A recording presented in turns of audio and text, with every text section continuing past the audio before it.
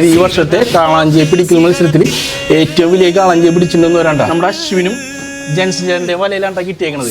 നമ്മുടെ മുനമ്പങ്കാരാണ്. മുനമ്പത്തുള്ളവരാണെന്ന് പറഞ്ഞപ്പോ ആരോ പറയണ്ടായിരുന്നു മുനമ്പത്തുള്ളവർക്ക് കപ്പ് കിട്ടിയില്ലെങ്കിൽ അത്ഭുതമുള്ളൂ. പഞ്ചാബ അന്നത്തെ കാളാഞ്ചിയുടെ തൂക്കത്തിന് 17 കിലോ.